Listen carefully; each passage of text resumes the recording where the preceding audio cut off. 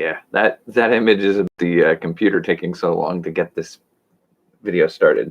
It's got like a 3-second counter at the beginning to let you know how much time you got before it takes the still image that you're going to use for the thumbnail. That 3 seconds takes 8 seconds. I don't know why it's doing it, but I can't solve it. And it's frustrating to be sitting here waiting for it to take a still image for frickin' 8 seconds. It drives me nuts. As you can probably tell, I have a bit of a cold and it's kicking my butt. So that was part of what happened last night after going into work. Started the day with a bit of a cold, went into work, worked my way through it, figuring, I'll see if I can work through it. Got through the day, got back here and just thunk, just done. So it is what it is. We'll see how it goes over the next few days. I don't know. Anyway, meantime, I have been playing at some world building, and I think I've had things that felt like major breakthroughs. And doesn't usually tell me there are no viewers, so I'm wondering if I have it set to private. But I'm pretty sure I set it to public. So I was doing some world building, and I had some things occur to me that were interesting enough that I got excited about it, to the point where I was supposed to go to bed last night, and I just kept plugging away at it, and I turned the lights off and put the computer aside and kept rolling things around in my head for a bit. And I finally said, all right, fine, get up, turn on the computer again, go back in and start putting things into the document. And it's interesting to note that in this world build that I've done, all the stuff that I've talked about so far, this is probably 1 or 2 pages. Because you want to do a lean world build. I'm not building a novel necessarily. I mean, I can use what I'm using here to do some writing, and I will probably do some writing projects with this. But the goal isn't to write a story that you get other people to play in. The goal is to build a setting that other people can play in. And so a setting is less about the events and more about the pieces that they can play with. So using something like this for writing, as a writing project, you would take a setting. You could take a setting like the Forgotten Realms, or you could take a setting like Eberron or Dragonlance or Dark Sun. And you can say, like, okay, so this is the world. Here are the cities. Here's what the land is like in between. Here are what potential monsters live in that land. Tell a story about a character wandering through that. That's what a setting is. It's not saying something. A lot of the Dragonlance stuff looks like it does a lot of the here are the first events that happen that you have to respond to. Then here are the next events that you have to get responded to. If you somehow finish the first events in a way that doesn't lead to the second event, you have to set up like these wind barriers or something. Like, you can't go to this place because you're not allowed right now. And that's not world building. That's storytelling with other people playing characters in your story. And it's not the same thing. And part of the appeal of world building for me is not only can I sit down at a table with 6 people and have them roll up characters that they make up on the spot, and then they tell the stories of those characters in this world. And then I can take that same resource of the setting, come home, write a story about 2 characters, completely different races, starting in a different location, doing different things, but it's still using that setting. And so that's really what I'm doing. When I've got this 1 to 2 page document about my setting, I've got a basic layout of what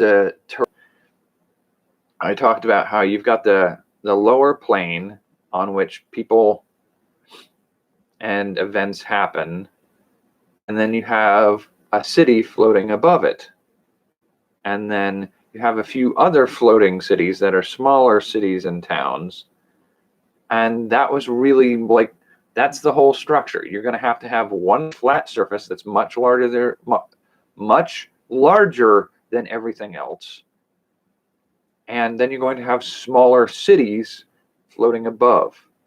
Now, when we talked about it last time, I believe where I ended up going with this was the idea of the floating cities having to mesh with the idea that we're building this as a continent. The main chunk of the Empyrean realms is a continent. It may be a couple of small islands suitably as a continent, sort of like a Japan, New Zealand sort of thing. I would almost say more like a Ireland, Scotland, and England if they were separated, and maybe a little bit of like a Doggerland kind of setup. So you have like 4 little chunks of land that are closely related to one another and would technically be one landmass, except for a little bit of the divide between them. And this is how I'm imagining this structure of this land. And then above that, you're going to have a floating city. And around it, you're going to have other things. Because the idea being it's floating in the air. What happens if you go off the edge of it? Will you fall forever? Well, you only fall if you're directly above a piece of land. So unless you can see a piece of land far down beneath you, no, you're just going to float like in space. And that gives a whole opportunity of doing these floating galleons, these yachts and galleons and dinghies and sailboats of all sorts of things, these floating junks. And they're floating through the air, and they're the means of how you travel from one place to another. But woe betide the person who tries to fly it over the mainland. So what I was briefly entertaining last night when I was thinking about this was, if you wanted to do it the way I want to do it, I want to have like the central city, like the capital city, be in the middle of the land. But if we already said that if you're directly over land, it's going to fall. Well, what if we open up a hole right in the middle of the central continent? If we open up that hole, then there's nothing underneath of it. You can float that city. So it's like an island within an island within an ocean of air. And I'm like, that could work. The biggest problem I have with that is I kind of want there to be the ability of ships to come in and out of the main city flying. Now, if you do a central lake with an island in the middle floating above it, and then the continent on the outside of that, and then floating islands past the edges of the continent, you're not going to get a ship from the outside cities to the inside city because they have to cross over land. And then they'll just crash at that point. This is a weird mechanic that I'm having to play with in my head because of how I've designed some of the aspects of the setting. And I've designed those aspects based off of interesting ideas for events that happen in the story. I want there to be trade between the cities. I want there to be negotiations and travel. And you could do it over land, but there's a part of me that feels like if we did it right,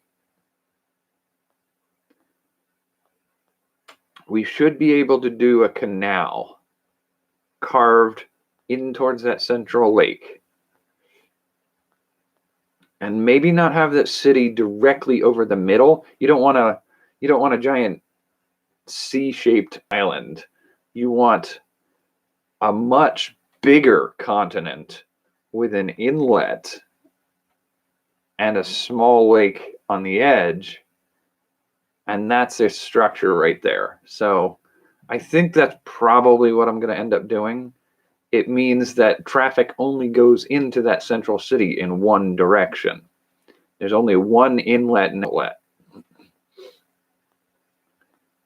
But it's not unreasonable. And from that perspective, the next thing I wanted to say was, usually we think of those canals and lakes and oceans as bodies of water. What we're talking about here is, no, this is where we cut off the land and have it just floating in air. So that the edge of the continent just drops off into sky. That canal cuts through the island straight to sky. All the way down that whole canal is just open sky. So it's literally like if you were to travel down a river in like the Grand Canyon. So you're traveling down the river in the Grand Canyon, canyon walls on either side of you the whole way. But instead of being on a river, there's nothing underneath you but sky. That's the canal that you travel up and down to get to the lake, in which there is this central island floating in the middle of this open sky all the way through, this craterous hole all the way through the continent. And in that center is like, it looks small in comparison to the giant lake, the inland air sea. I don't know what else to call it. That you have this city floating in. This city looks like a crystal inside of a toilet bowl. It's a bead. It's an M&M in a bathtub. But this M&M, this little thing, is a city of hundreds of thousands of people. It's a massive Babylon. It's a New York City, not quite a New York City. I don't imagine we want it that big, but a major city. And so it gives you a sense of the scope and the scale of this environment. And then with that in mind, it gives you a greater sense of the whole size of the continent on which this takes place. Of, yes, this is fully a continent. This is Russia. This is China. This is not Rhode Island. It's not something you cross in a half hour. And the other thing I wanted to say about this is, because we're in the midst of thinking of this as any place on this island and this canal and this lake that is not land, we usually think of as water, but it's not water, it's open air. So here's the question. If you have an area of just this massive continent, there are no oceans around you, what is your water situation? And so I was playing with this idea the other night too, in the back of my head, thinking like, all right, so if you have an island floating in the air, and anything that crosses over the island falls onto the island, but anything that moves around it just floats, what does that say about rain? You float through clouds.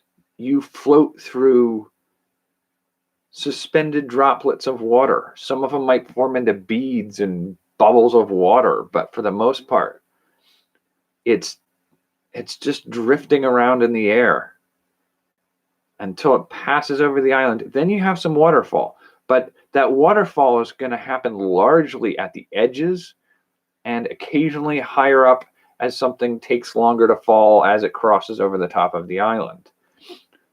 But you don't have any water springs because you don't have a whole planet underneath of you. You don't have an ocean squishing water, heavy pressure down into some vents where it blows out through filtered sand to do freshwater geysers somewhere.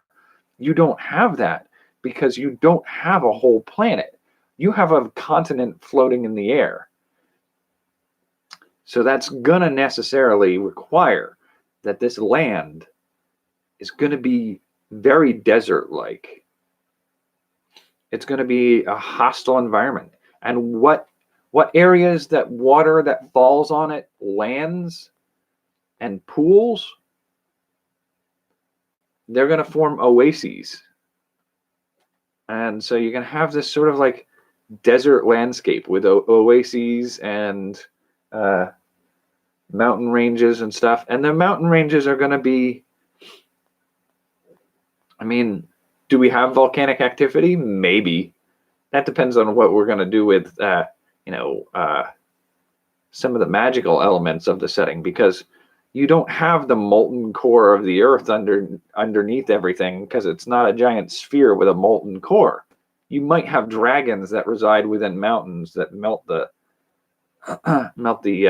stone, but what are how are your mountain ranges formed?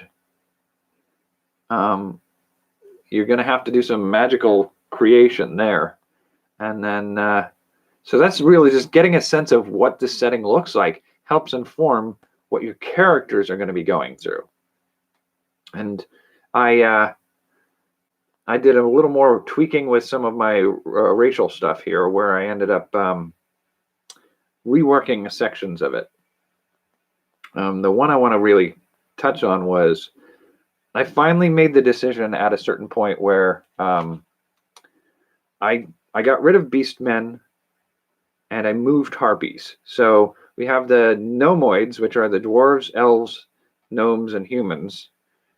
And then you have the half-breeds, are the half-elf, halfling, rotu, holderfolk, ludek, and alfar. And so you've got all of those. Those are still pretty much the same. But the Boreans are essentially still kobold and troll. Those are two key ones. But I moved harpies from there and replaced them with what's called a Virok. They're a demon from the D&D settings. And instead of beastmen, I put doppelgangers in.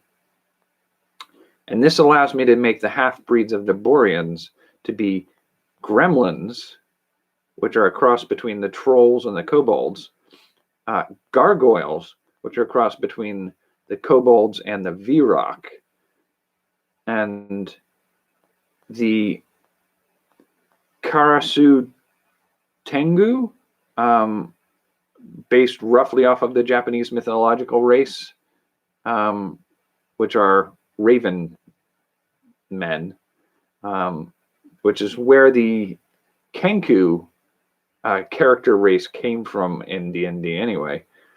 The Karasu Tengu are Viroks and trolls. Then I did something where I did a sort of a homemade amphibian, which are a cross between the kobold and the doppelgangers, because I want the doppelgangers to be very much like salamanders. And then I did a changelings, which are the D&D race, which are half-breeds. Well, they're descended from doppelgangers. But in my case, I've mixed them with trolls rather than humans. And then the last one for that subset is, I have yet to name, but it's a combination of the vulture-like bird people called the Virok and the doppelgangers. And so it's going to be sort of like a amphibian bird person. And then, so I changed a good chunk of that, but it does sort of lend me to a better sense of the feel of the setting is where I'm getting at, where I don't have goblins per se. The closest thing I have to goblins are going to be the gremlins and maybe the gargoyles and maybe the tengu.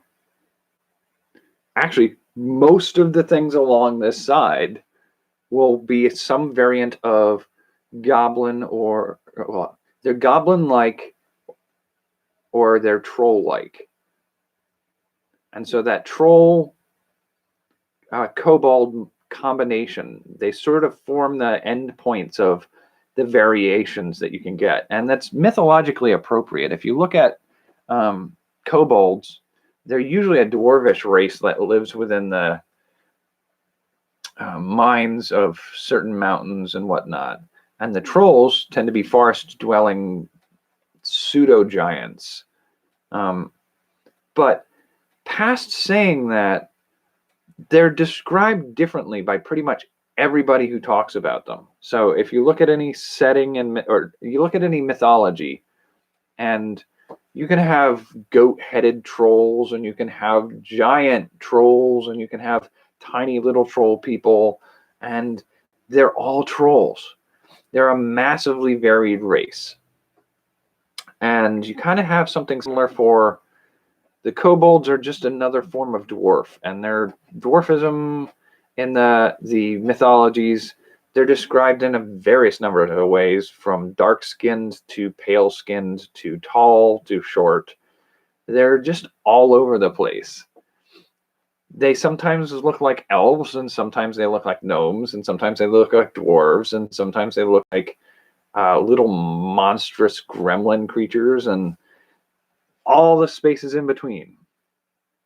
And so I feel like that's viable. That sort of variance of the different ways they can look works. Now, taking that into consideration, I still wanted to have the possibility of doing the harpies as a race. And so I have that down here. I made the change with I had giants, dragons, I think I had Phoenix and Beastmen, I think was the other one I was doing, or something to that effect. And what I ended up doing was swapping the last two out for a giant bird and then a giant ooze. So what we've got is giants, which I'm going to roughly equate with stone, dragons with fire, rock or thunderbird style characters with air, and then we've got the oozes, which are very liquid, they're water. And I think that fits thematically. That works better than what I had. But the other part of that is those aren't playable necessarily. Those are the stock from which other playable characters are descended, and those other playable characters are giants or half giants in this case, so the Furbolg. And then we have, I'm going with Dragonborn. It's not one of my favorite things in the world to do, but half dragons. And then the Harpies would be the rock or the Thunderbird meets human form. And then the half oozes, the liquid, malleable human beings. I love the idea of a character who is made out of clearish jello. That's just an amazing character idea, I think. And I was like, I totally can see that going somewhere. And so I've like those four particularly, I'm excited about. Like maybe the Dragonborn, I would want to tweak it a little bit to make it a little bit more original. I don't care for how they've done it in the 5th edition role-playing game. But the Harpy, the half ooze, and the Furbolg, I'm all there for. And on top of that, if I'm going to do that, tweak to giants, dragons, thunderbirds, and oozes being parental races to some of these half-breed playable races, they're descended from chaos entities. So if I did that, the order entities, the first mothers, could likewise have entities. And I've got 3 on that one. I'm not sure what I'm doing for the 4th one on that one. But elements, so elementals, kind of like genies, animals, plants, those are my 3 categories. And the reason that becomes important is I can then do the sort of half-breed races there that are the plain touched or genasi, the wares, so werewolves, were-tigers, were-panthers, were-elephants, whatever you want to do. And then an equivalent would be like Groot from Guardians of Galaxy. I guess you could call them treants. I'm not calling them that because mechanically they are distinct from that. But you have these plant-based wooden characters, you have these animal shifters, and you have these elemental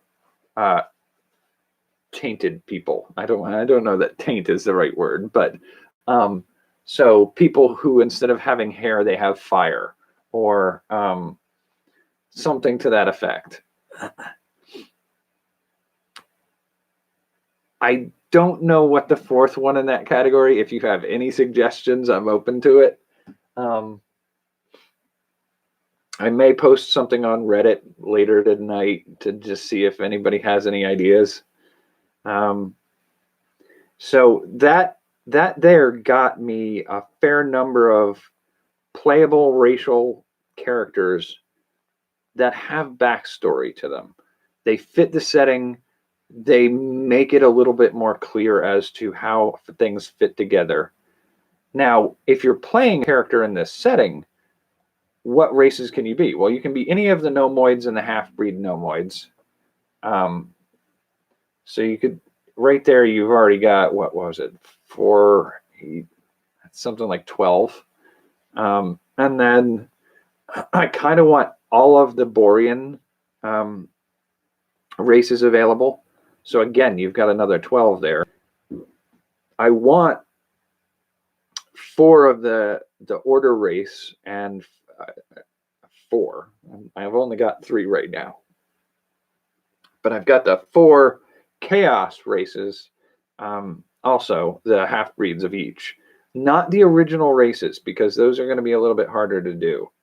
They are a little more powerful than we want them to be. It's essentially like giving somebody Titans to play.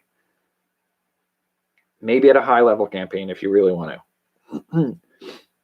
And then I do have sort of like an optional thing that you can do with the bestial forms, which I played with a little bit more today too, is we had mermaids, centaurs, satyrs, mouse people, and then I was playing around with what to do after that for like minotaurs, reptile people, and other beast head, like jackal-headed creatures or whatnot. And if I'm looking at those and saying like, okay, so a mer human, a centaur human, could I also do a mer elf, mer gnome, mer dwarf? Yes, they actually work. So instead of doing one for each category, literally just say, if you are a centaur, you are a gnomoid race, humanoid race, and you could be dwarf, elf, gnome, or human. It doesn't matter. And it's really just a matter of you sort of indistinctly are one of them. And the more important part is the beast you're combined with. So fish for mers, horses for centaurs, goats for satyrs, mice for the littles. And then I'm like, okay, there's no reason why we can't just keep going with minotaurs, snakes, like a hyena and cat. So like take any one of the gnomoid races and combine them with any one of those animals, and you roughly get the same thing regardless of which gnomoid race you started with. By the same token, I was looking at it and going like, all right, so if that's the case, can we do the same thing with either trolls or kobolds, which are going to be what I was calling the native races, but now called Boreans. So if I took a look at the Borean races and said, okay, what happens if I chunk, instead of using a gnome or a dwarf or a human or an elf, I used kobolds or trolls in place of that half. And so you get a fish kobold. You get a dragon-themed centaur instead of a horse or a human. The satyrs become more imp-like, and the mice become little rabid lizard monsters. So like that one was a little tricky, and I don't know what to call that set either. Because instead of doing like, there's a children's book which is inspiring the gnomoid version. So if you've ever read the book The Littles, they're just characters that are essentially, they have a mouse tail and they're tiny humans about 4 to 6 inches tall that live in the walls of some guy's house in England or something like that. And they are kind of a neat and distinct race, and I like them, and I like the idea of the challenge of playing that kind of thing in D&D. It's very like sprites and brownies. But what happens when you take a sort of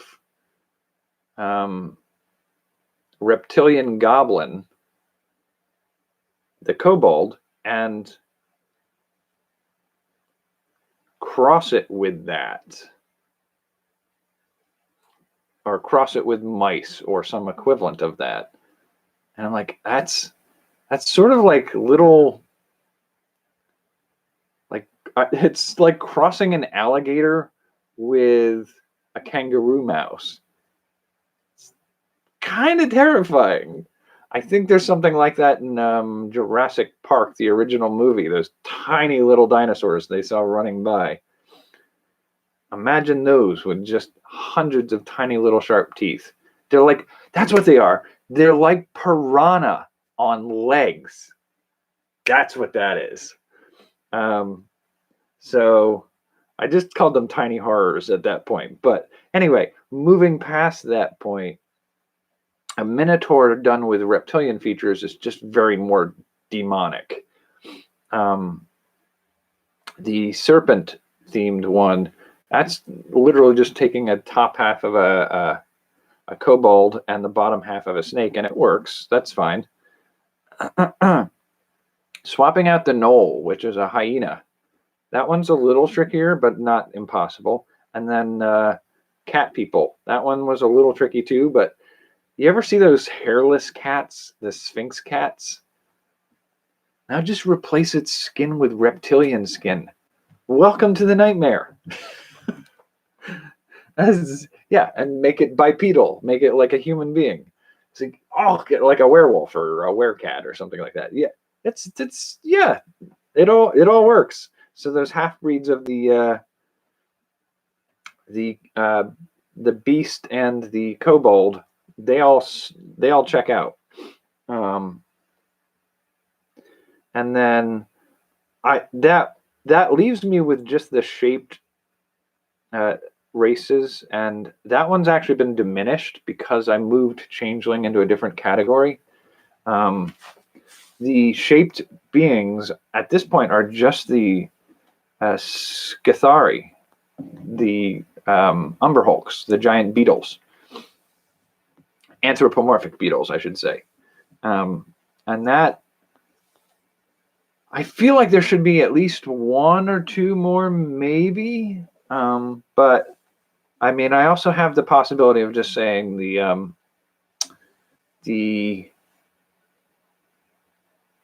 the mimics, the giant mimics that you can turn into towers or ships or those kinds of things.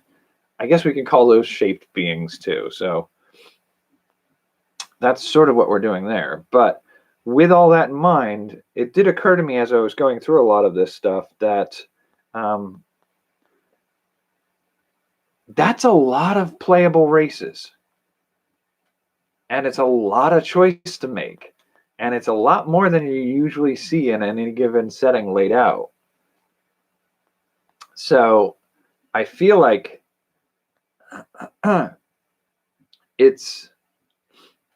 it could be overloading to somebody. And I feel like what we've got like 12, 24,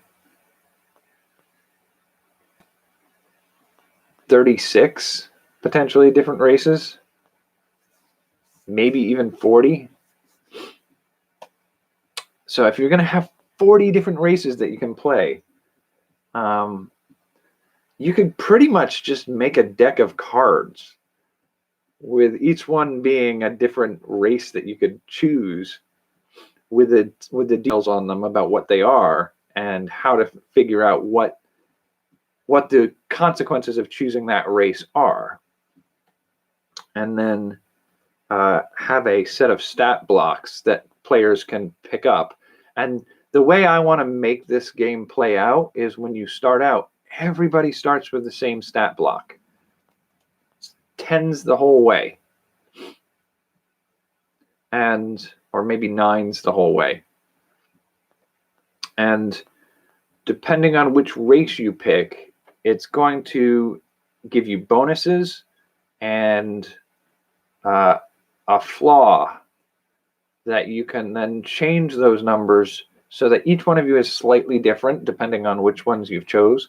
And you can have multiple players. You could have the whole group choose the same race, or you could have one or two. You could have two people playing the same race. It doesn't really matter which ones you pick. It's not like you pick one and nobody else gets the chance.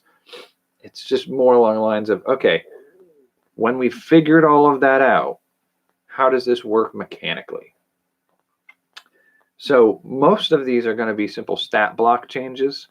So +1 to strength, -1 on charisma.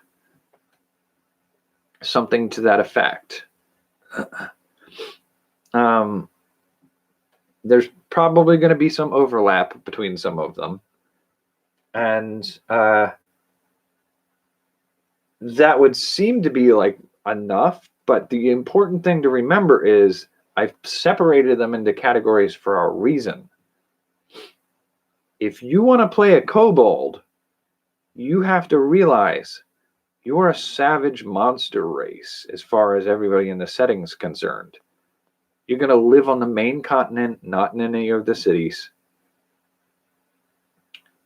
Your life is one of hardship because it's a desert land and you are surrounded by other real legitimate monsters.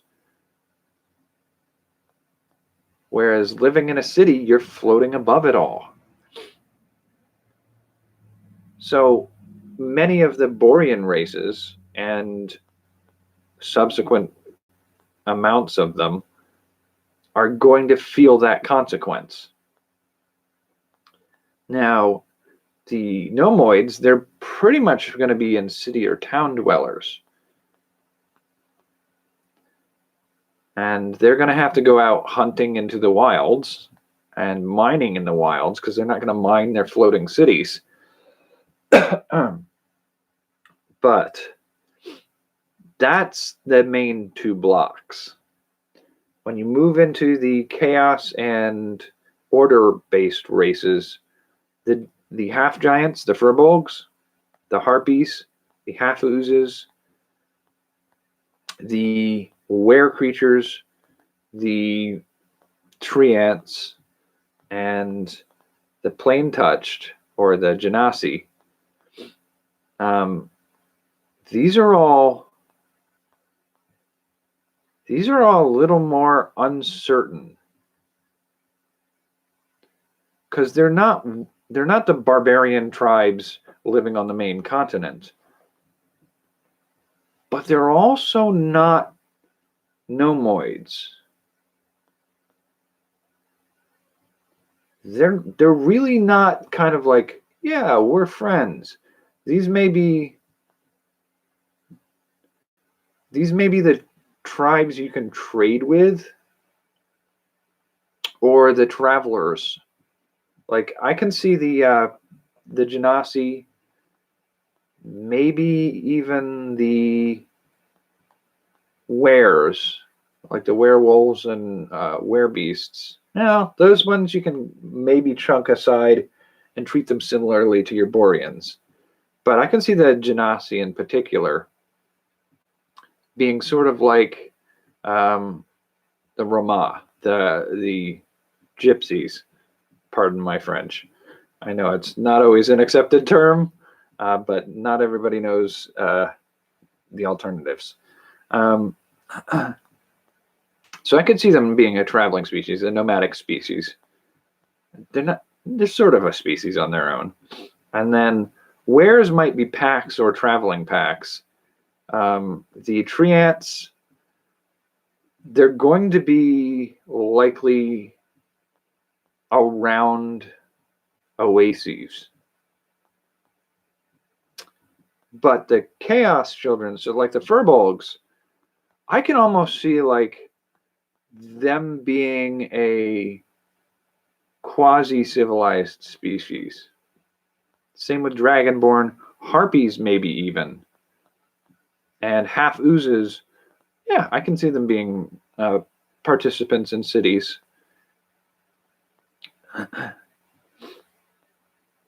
So I feel like that changes some of the dynamic of like which races does it make sense to be playable characters. Now the Umberhulks, the Scathari, those are going to be within the cities. They're a consequence of the cities.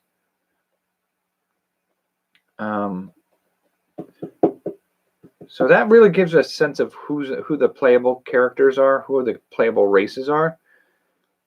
Now, when playing around with some of this idea of how we've designed the setting so far and the races and everything involved, I was playing around in my head about like, okay, so when we shift over to the secondary settings, the other worlds, how does that happen? And I did a little bit of the writing of, because it's a world building exercise to understand how one comes into and exists within that world. And one of the things that comes up is I want the players to be able to be threatened with death, but not have death be total campaign ending. And so one of the things I had been thinking about for a while in here is like the old Dragon Quest video games that I've played, Dragon Warrior games. They have this thing where if you go out on an adventure and you push too hard too fast and you die fighting a monster in a cave or on a forest or a hill,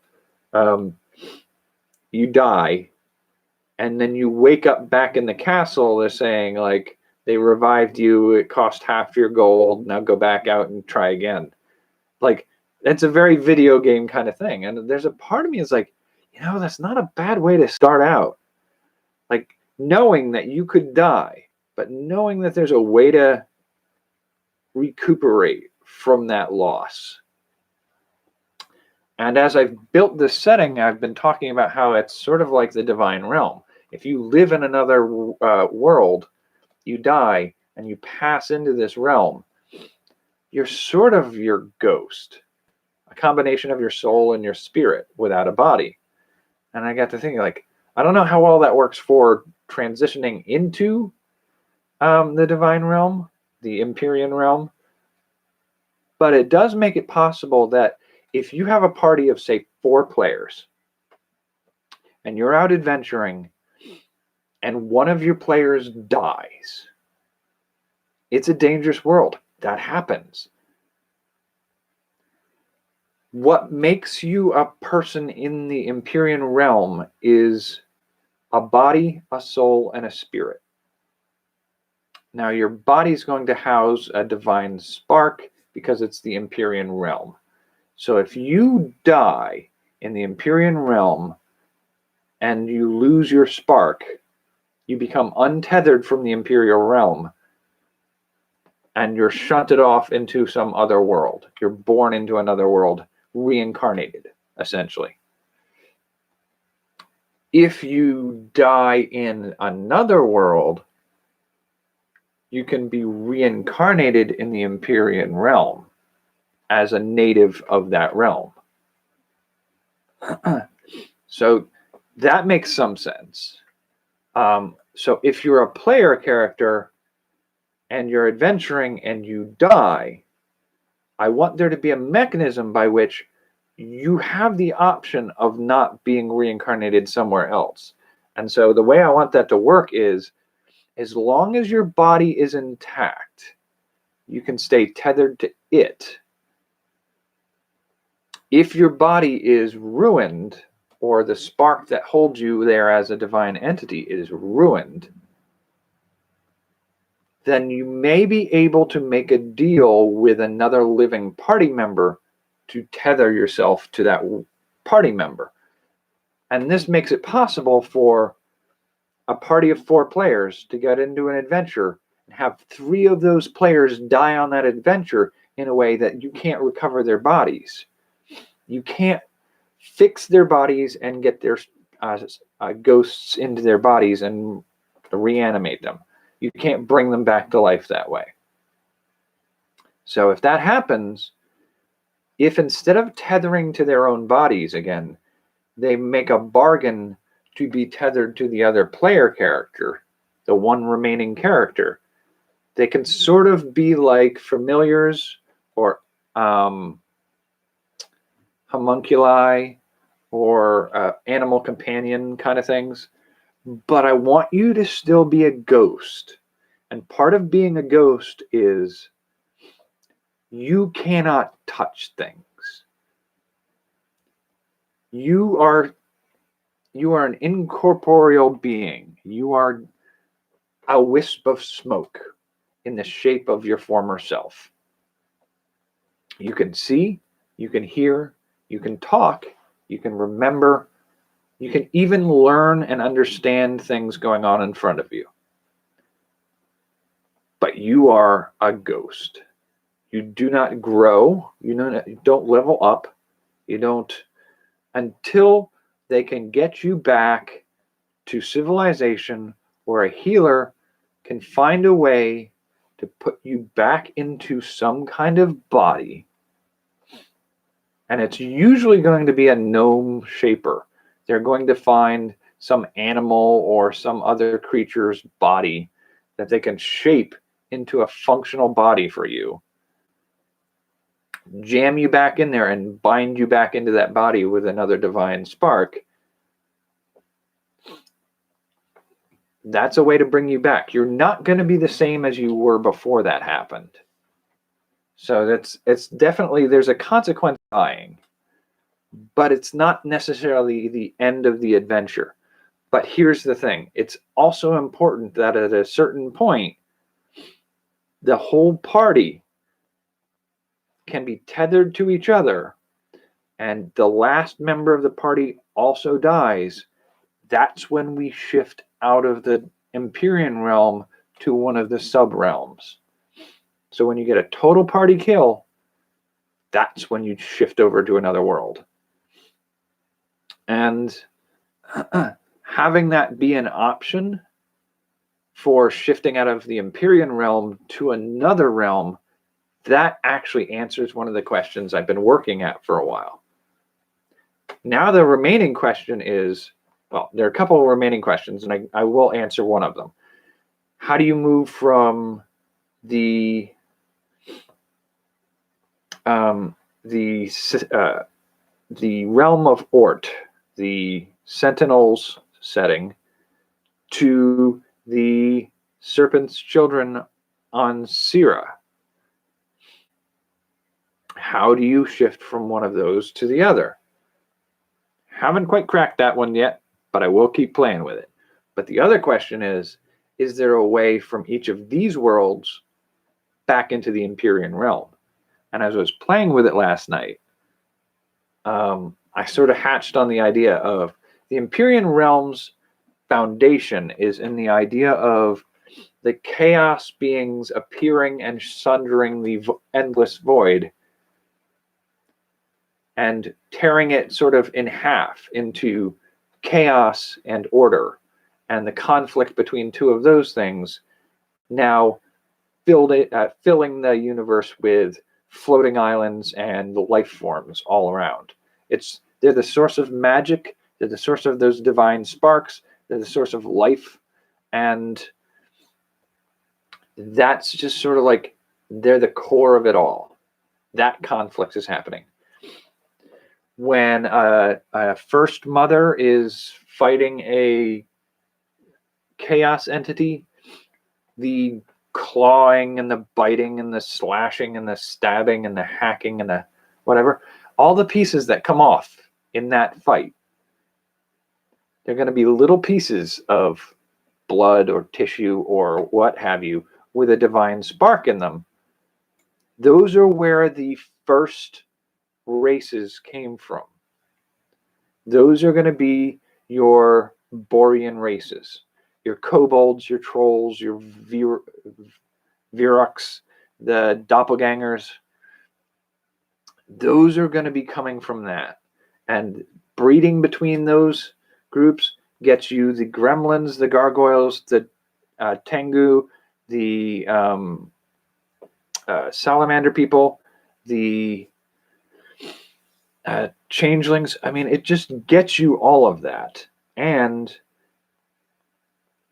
bigger pieces of those chaos or order beings get you your elementals, your animals, your plants, your giants, your dragons, your thunderbirds, your oozes. That's where that all comes from. Each of those smaller beings, I call them small, like the giants and the dragons, can birth souls from other worlds into the divine realm and the Empyrean realm. They're portals. They serve as portals. But the biggest portals, the most important portals for souls to pass between worlds, was the first mothers. Because each one of them created the other worlds. And so those other worlds have life forms growing on them, and the spirits of those beings, the ones that are growing on those worlds, can be born into the divine realm through the first mothers. Those first mothers birthed the first god emperors, essentially. That's where the god emperors in this setting come from. But ultimately, we're going to confront the situation in which we realize those god emperors killed many of the first mothers for whatever reason, for the reasons that are appropriate to the story that I won't get into right now. But they killed them, and in doing so, they've sort of slammed the door to each of the realms within those first mothers. So the Medusa world, you don't get any more godlings being born from those worlds. You can still get the spirits coming from those worlds. But you don't get the godlings anymore. And the question of what happened to the first mothers who were killed? Well, remember I said if you're in the divine realm and you're killed and you're not tethered to the divine realm by a body or a spark, then you fall to another world.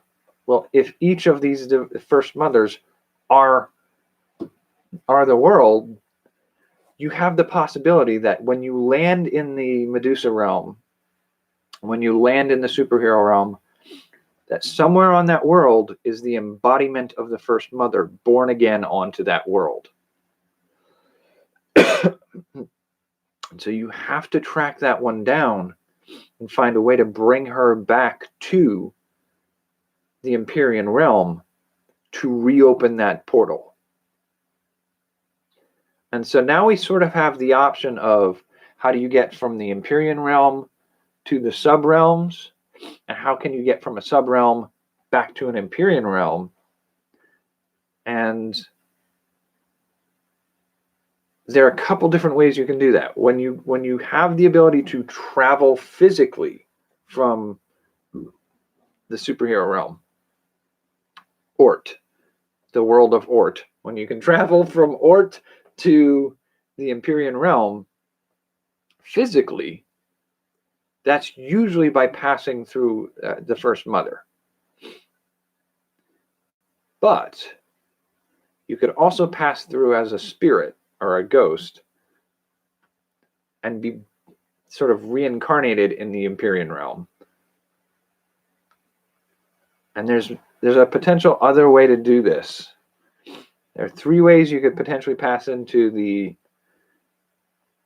Empyrean realm from the subset realms. And sort of making it possible to go both ways is an interesting idea too. So you'll have all the creatures that live in the Empyrean realm cross over into some of these other worlds. They're going to look like demons and angels. That's just how that's going to work. Or gods visiting the world. And that fits. But you have to open those doorways. And those doorways are the first mothers. And with that in mind, I still have to figure out a few of the little fiddly bits of the mechanics, but also the how do you get from one world to the other on the secondary level. Not from the Empyrean realm, but how do you get from the Sentinel setting to Serpent's Children setting? How do you do that? Because that one's not going to be as clearly definable as you find a first mother. That's not how that works in the subsettings. Although, oh, that's not a bad idea. What if the Divine Mother for the Sentinel's setting, when it was slain and sent to be reincarnated, was reincarnated in the Serpent's Children's setting? Yeah, I like it. I like it a lot. That's how you get people shifting between worlds to unlock the keys to get back through the world they want to go through. Because that's the other thing I want the players to have the option to do. Is I want a party of 4 or 6 players to travel through the Divine Realm and each of the sub-realms. And as they travel through each realm, they're different people each time they go through a different world. And when they travel through those worlds, they may find that they like one of those types of character better than the others. So if you come from the Empyrean realm and you crash land in the Serpent's Children realm, and you like your Medusan character, and you want that to be the one you finish playing the game with, you want that one to climb back up to the peaks of godhood and take over their place in the realm of the gods, then you should be able to take that one to the top. Whereas somebody else may like their superhero character, so they take that one to the top, and somebody else may like the idea that they are an ooze possessing a body of a criminal, and they take that one to the top. Like, that works. That's you want to be able to make that choice as a character, as a player, as a DM, as a writer, As a game designer, you want that to be an option. And to make that option available, you have to be able to travel between the worlds and go to each of them, and then be able to travel back and make the decision of which one you want to cross over as.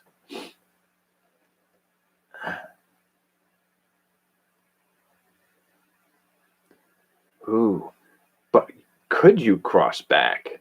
That's the question.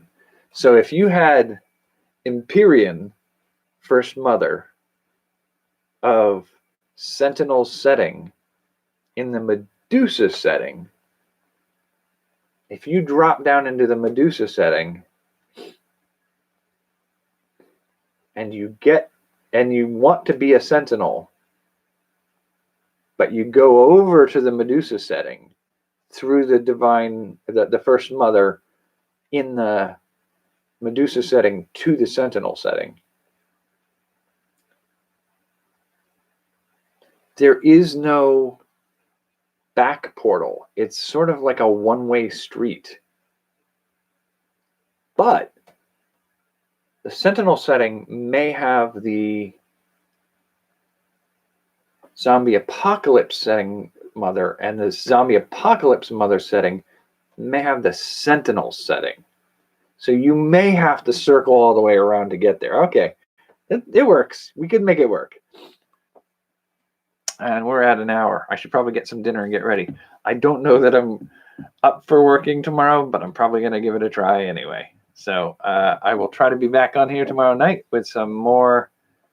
I think I'm probably going to shift over to minor setting adjustments. So I think we're pretty much fleshed out with the Empyrean realm at this point. I'm pretty sure you could just play a game in the Empyrean realm right now and it would work fine.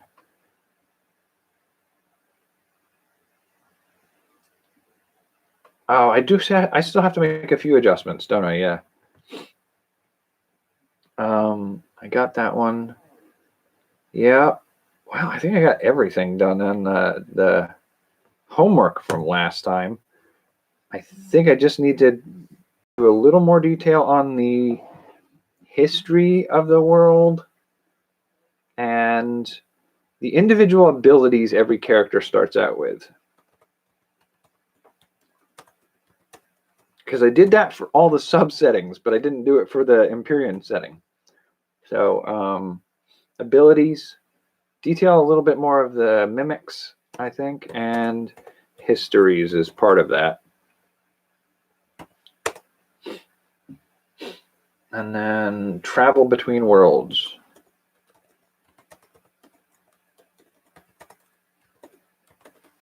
That's my homework.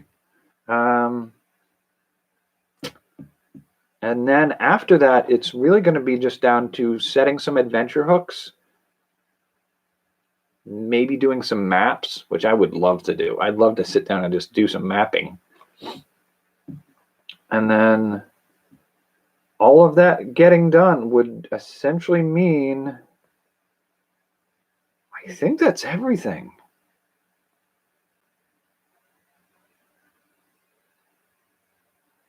Yeah.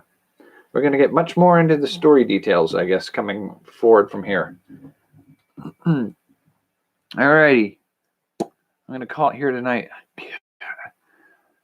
My throat hurts from talking, so I probably might be a little hard tomorrow. So I guess call it good night. That's not where we're going. There we go.